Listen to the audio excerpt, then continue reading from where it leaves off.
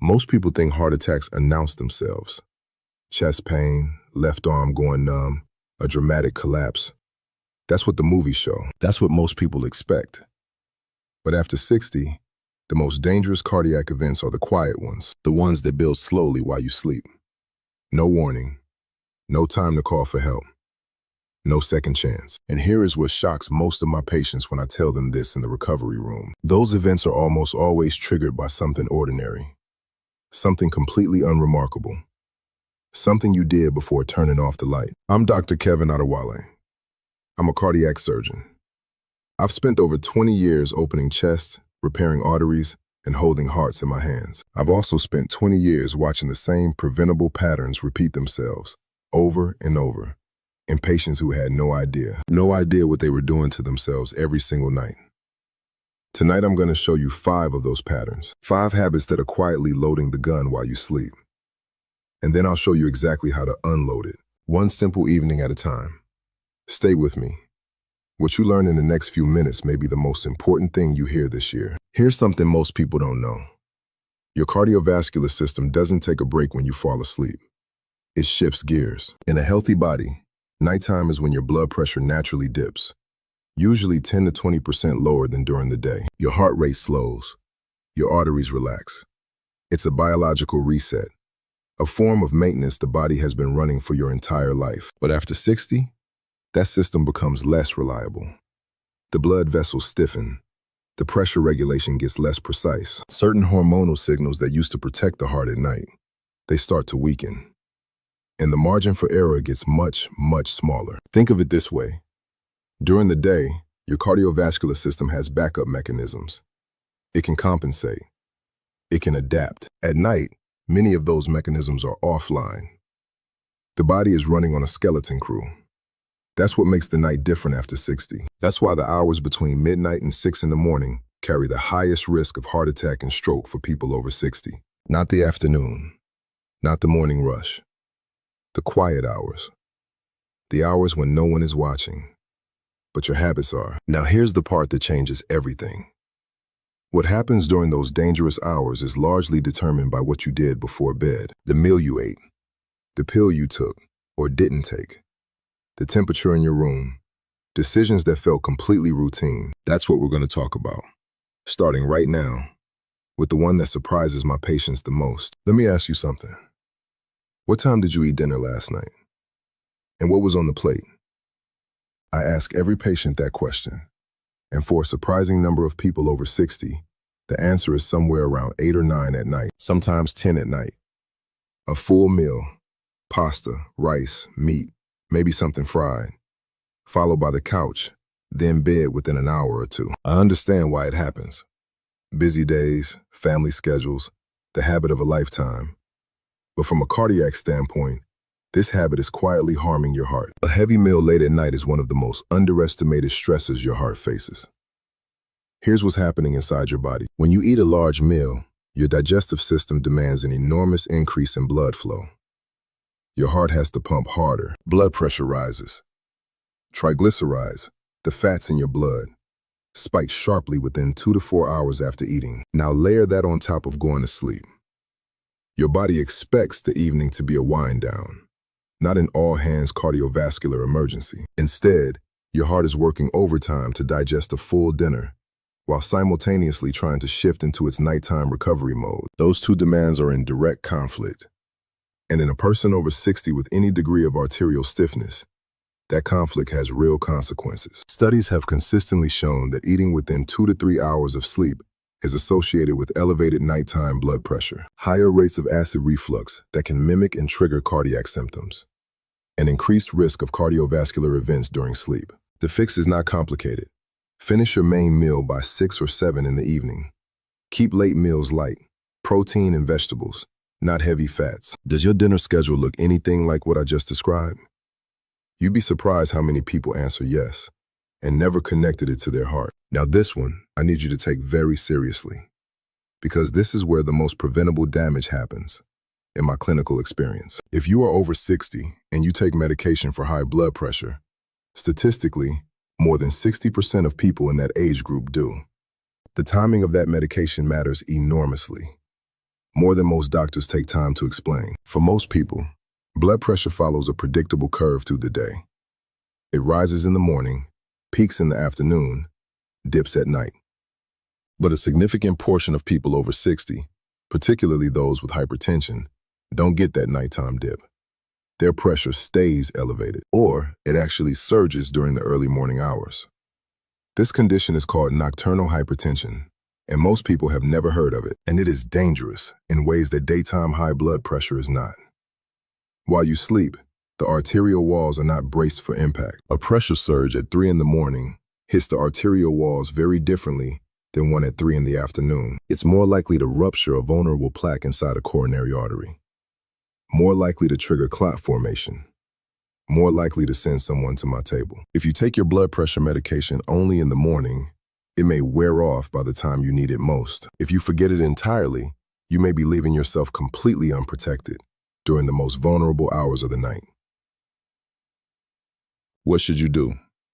Talk to your doctor specifically about timing. Ask whether your medication should be taken at night rather than in the morning.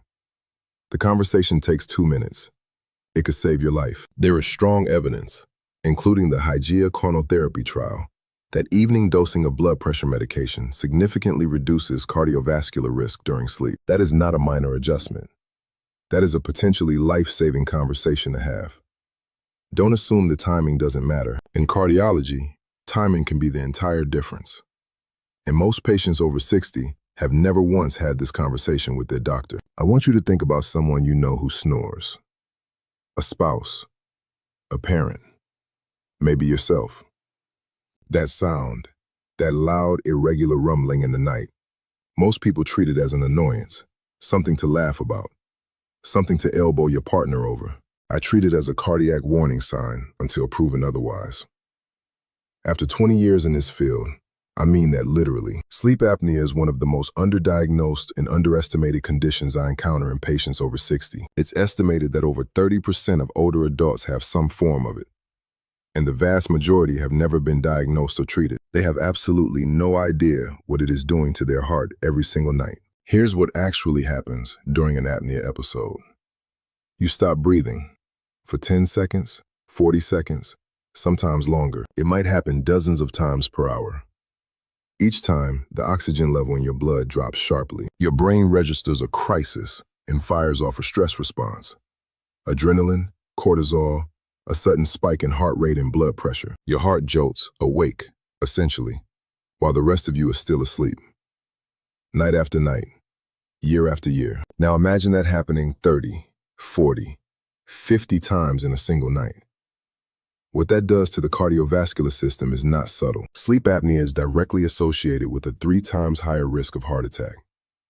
That number alone should stop you cold. It is strongly linked to irregular heart rhythms, including atrial fibrillation, which itself dramatically raises stroke risk. It accelerates the thickening and stiffening of arterial walls.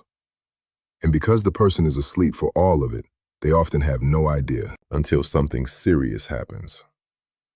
The warning signs are not always obvious. Yes, loud snoring is one, but there are others. Watch for waking up with headaches, feeling exhausted even after a full night of sleep, needing to urinate frequently during the night, waking up with a dry mouth or a feeling of choking. If any of those sound familiar, talk to your doctor about a sleep study. Here's what I tell my patients directly. If you snore heavily, you're over 60, and you have any history of heart disease or stroke, getting evaluated for sleep apnea is not optional. It is part of your cardiac care. Full stop. The treatment, most commonly a CPAP device, is not glamorous. I know that.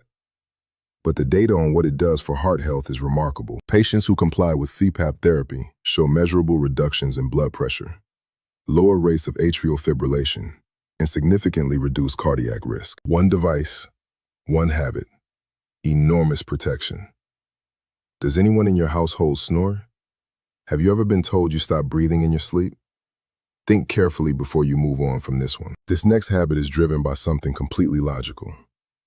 And that's exactly what makes it so easy to overlook. Many people over 60 deliberately limit how much they drink in the evening. The reason makes perfect sense. They want to avoid waking up at 2 in the morning to use the bathroom. Disrupted sleep is uncomfortable. Getting up at night increases fall risk, so they cut fluids after dinner, sometimes after 4 in the afternoon.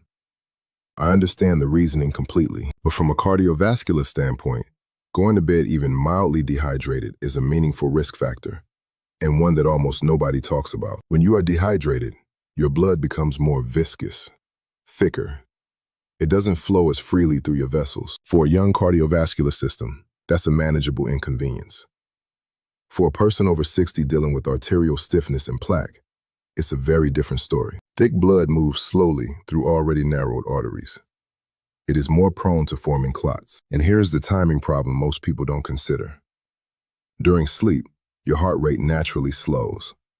Blood moves more slowly through the system anyway. Now combine slow circulation with thicker blood in a body that has been lying still for 7 or 8 hours, in arteries that may already be narrowed. That combination, dehydration, slow heart rate, reduced movement, and vessel disease, is one of the reasons strokes and heart attacks cluster in the early morning hours. The fix here is genuinely simple. Drink a full glass of water before bed. Not a large amount, just 8 ounces. That's all it takes. Enough to ensure your blood isn't thickening unnecessarily while you sleep. Keep another glass on your nightstand for when you wake up. That moment of mild thirst at 2 in the morning. Your body is asking for something your heart also needs. You don't have to choose between sleep and cardiovascular protection. Here's one that surprises almost every patient I mention it to, because it sounds almost too simple to matter. What temperature is your bedroom at night? Most people have never once thought about it in terms of heart health. They think about comfort. They think about personal preference. But there is a specific range that your cardiovascular system prefers. And outside of that range, your heart is quietly working harder than it should be. Let's start with too warm.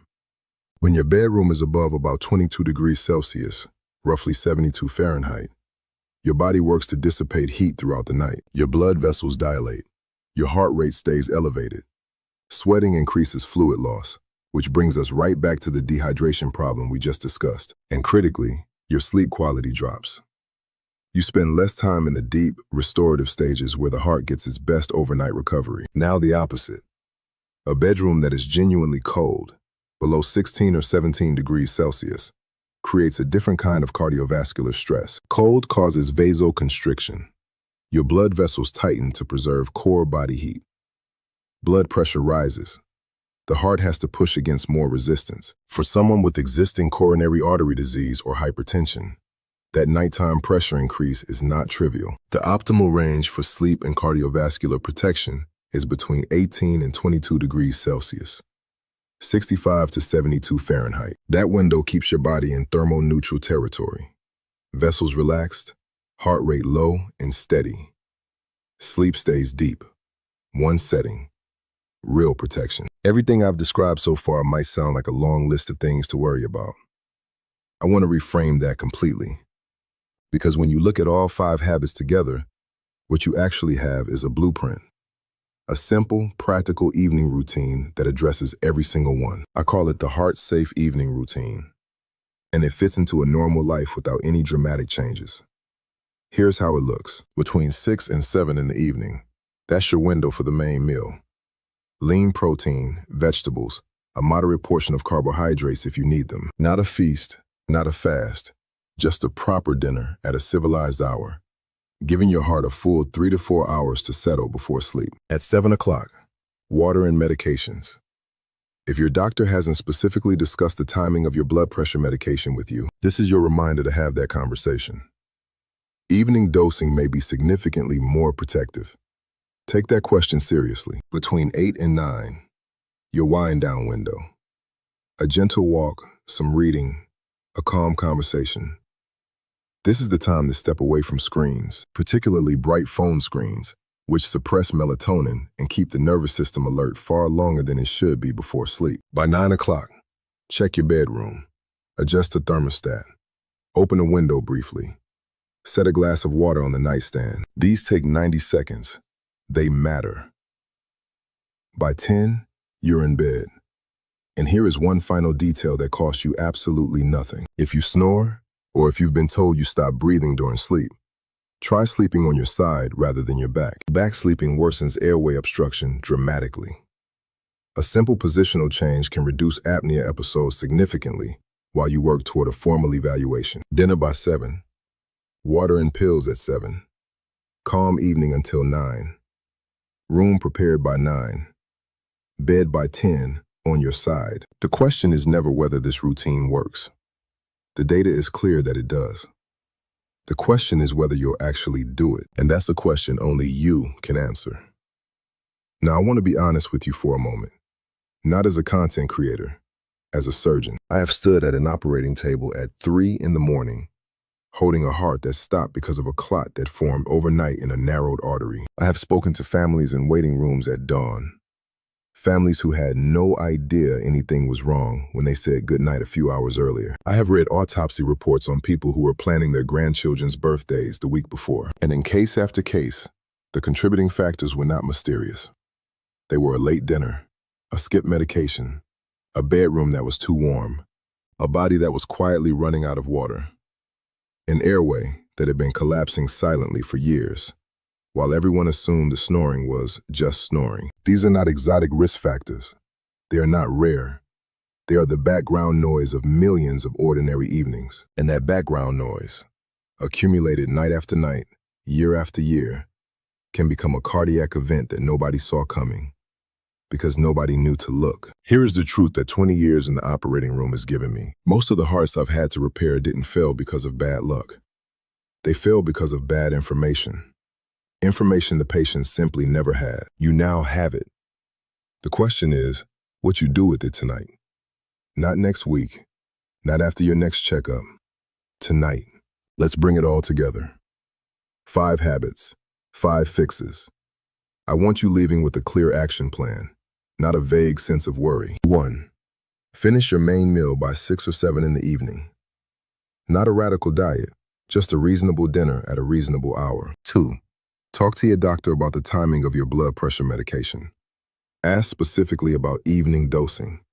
That single conversation could be the most important medical discussion you have this year. 3. If you snore, if you wake up exhausted, if anyone has ever told you that you stop breathing in your sleep, get evaluated for sleep apnea. This is not optional at 60 plus. It is part of taking your heart seriously. 4. Drink a glass of water before bed. Keep one on the nightstand. Do not let your blood thicken overnight because you were trying to avoid a bathroom trip. 5. Set your bedroom between 18 and 22 degrees Celsius, 65 to 72 Fahrenheit. That simple number protects your vessels and costs you nothing. Now I want to ask you something directly, and I genuinely want you to answer in the comments below. Which of these 5 habits do you recognize in yourself? I have a strong feeling at least 2 or 3 hit close to home. You're not alone in that. Most of my patients recognize themselves in this list. The difference is, you now know what to do about it. If this video gave you something useful, please share it.